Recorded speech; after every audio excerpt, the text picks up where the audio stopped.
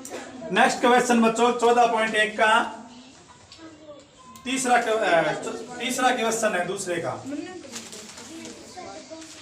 जो दूसरा प्रश्न है उसका हम तीसरा क्वेश्चन कर रहे हैं। गुणनखंड कीजिए फैक्टराइज में। समीकरण अपने पास है 7a² प्लस 14a 14a। देखो बच्चों दो पद है। पहला पद 7a² है, दूसरा पद 14a है। तो सबसे पहले देखो 7 और 14 इनमें क्या कॉमन है। तो मैं रफ काम करता हूं। देखो 7 के गुणनखंड लिख दें।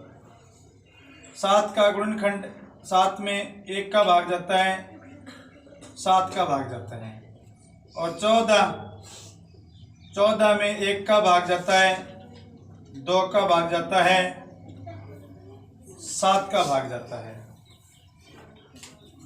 तो बच्चों 7 और 14 में सबसे बड़ा गुणनखंड कॉमन कौन सा हुआ? 7 हुआ। 7 और 14 में सबसे बड़ा गुणनखंड है वो 7 हुआ। तो इन दोनों में 7 कॉमन आ गया। अब देखो यहाँ a² है, यहाँ a है, तो छोटी घात कॉमन आती है, मतलब 7a कॉमन आ गया। अब 7a² में 7a का भाग देंगे। 7a² में 7 से 7 कट गया, a², मतलब a आ गया यहाँ। फिर 14a में 7a का भाग देंगे। तो 14a में 7a का भाग दिया बच्चों, डायरेक्ट आप जानते हो 2 आ गया। तो इसके दो गुणनखंड आ गए। एक तो आ गया 7a और एक आ गया a प्लस 2। इस प्रकार से बच्चों ये प्रश्न हुआ। इसी का चौथा question -16z plus 20z³ minus दूसरे का चौथा क्वेश्चन -16z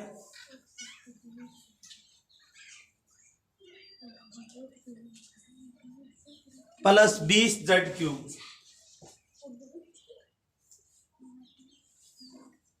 प्लस 20z³।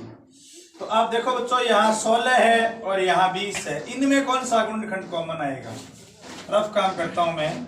16 में किस किस का भाग जाता है? 16 में 1 का जाता है, 2 का जाता है, 4 का जाता है, 8 का जाता है और 16 का भाग जाता है। और 20 में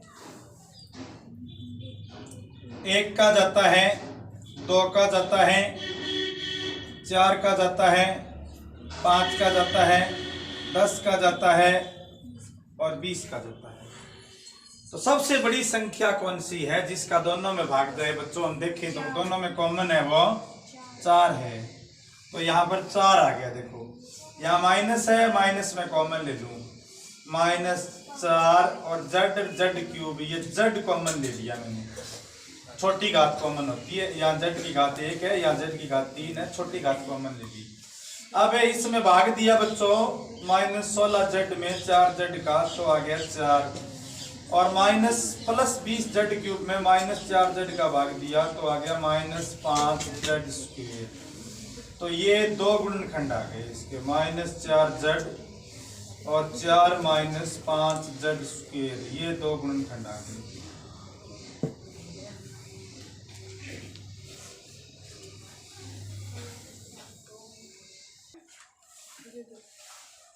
अगला प्रश्न है बच्चों दूसरे का 5वां क्वेश्चन।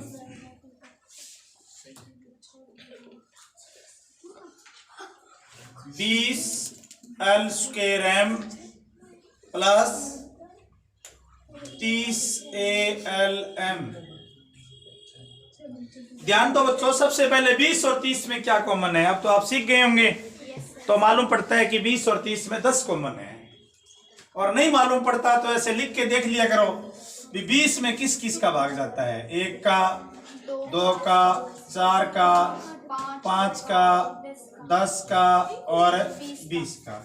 और 30 में किस किस का भाग जाता है हम जानते हैं। 30 में 1 का, 2 का, 3 का, 5 का, 6 का, 10 का, 15 का और 30 का। तो सबसे बड़ी संख्या जिसका दोनों में भाग जाता है वो 10 है। बड़ी से बड़ी संख्या 20 और 30 में 10 है। तो यहां एक तो 10 कॉमन आ गई जिसको ब्रैकेट से बाहर लिख दिया। अब देखो L यहां है, L यहां है, तो छोटी घात कॉमन आएगी। यहां 2 और यहां 1, तो L कॉमन आएगा। M यहां है, M यहां है, तो M कॉमन आएगा। A यहां है नहीं, इसलिए नहीं कॉमन आएगा। अब 20L स्क्वायर M में 10LM का भाग दिया तो बच गया 2L। और 30ALM में 10 का भाग दिया, 10 दिया 30A बच गया 3A। तो ये आंसर आ गया 2L प्लस 3A।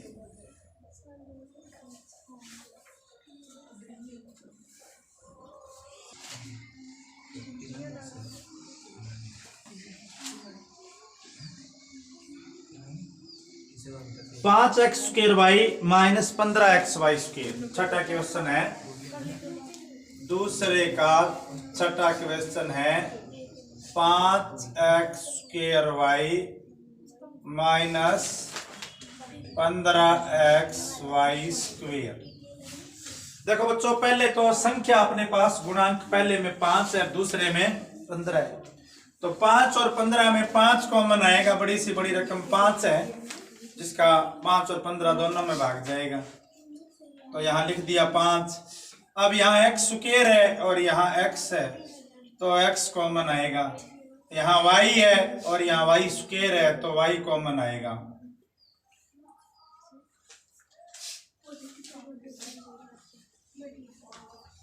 तो 5xy, 5x स्क्वायर y में 5xy का भाग दिया तो x बच गया।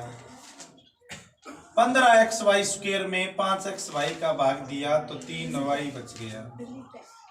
तो ये आंसर आएगा 5xy फिर ब्रैकेट में x माइनस 3y। बहुत सारे बच्चे सोचते हैं कि ये ब्रैकेट कैसे लिखा है। तो बच्चों जो कॉमन ले लेते हैं ना उसका भाग देना होता है। अब आपने 5xy कॉमन ले लिया तो इसका इसमें भाग देना होता है। 5x स्क्वायर वाई में 5xy का भाग दो। 5xy, 5 से 5 कट गया, x से x, y से y, एक x तो बच गया यहाँ, तो ये x यहाँ लिख दिया। अब ये इधर 15xy स्क्वायर है माइनस 15xy स्क्वायर में 5xy का भाग दिया तो 5 दिया 15, x से x कट गया, y बच गया, तो माइनस 3y। इस तरीके से प्रश्न होता है। यानी कॉमन लेने के बाद जो आंसर आता है उसका हमें ब्रैकेट के अंदर जो है उनका भाग देकर लिखना होता है।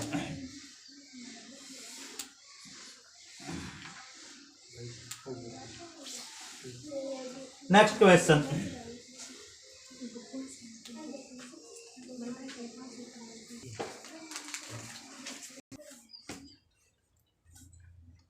नेक्स्ट क्वेश्चन 7वां क्वेश्चन दूसरे का 7वां क्वेश्चन है बच्चों। 10a square minus 15b square. 10a square minus 15b square और उसके बाद है प्लस 20c स्क्वायर।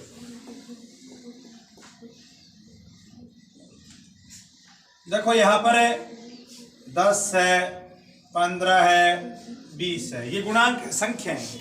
इनमें क्या कॉमन है? सबसे बड़ा पहाड़ा कौन सा है जिसका 10, 15, 20 में भाग जाए? तो वो 5 है। आपको नहीं मालूम तो ऐसे लिख लो। 10 में जो भाग जाएगा वो जाएगा 1 का, 2 का, 5 का, 10 का। और 15 का भाग जाएगा, 15 में जाएगा 1 का, 3 का, 5 का और 15 का। और 20 में भाग जाएगा 1 का, 2 का, 4 का, 5 का, 10 का और 20 का। तो सबसे बड़ी संख्या कौन सी है जो कॉमन है? सबसे बड़ी संख्या 5 है जो तीनों में कॉमन है। तो 5 कॉमन ले लिया।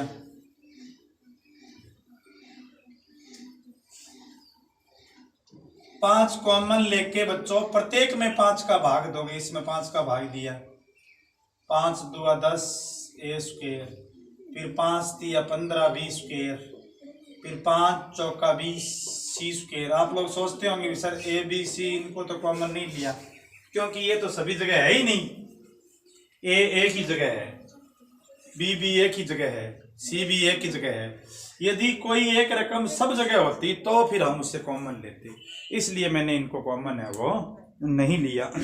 अगला प्रश्न, -4a स्क्वायर प्लस 4ab जो दूसरे का 8वां क्वेश्चन है। -4ab plus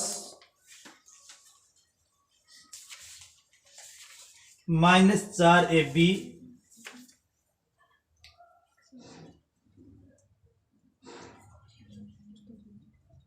sorry -4a square plus 4ab, -4a square plus 4ab और प्लस, मैं देखता हूं बच्चों क्या है तीसरा स्टेप, माइनस है -4ca या एसीए की बात, -4ac। तो सब जगह से देखो बच्चों ध्यान से, यहाँ पे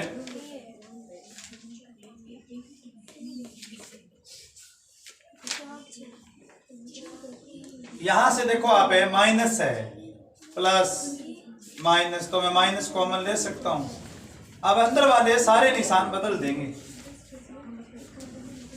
जैसे मैंने 4 कॉमन ले लिया, यहाँ ए देखो यहाँ है, यहाँ है, यहाँ है, तीनों जगह ए है ना, तीनों पदों में ए है, ए स्क्वायर ए और ए, तो ए कॉमन आ गया। अब 4a स्क्वायर में -4a का भाग देंगे, ए बच गया। 4ab में -4a का भाग दिया, माइनस का b बच गया। फिर 4ac में 4a का भाग दिया, प्लस का c बच गया। ये आंसर आ गया।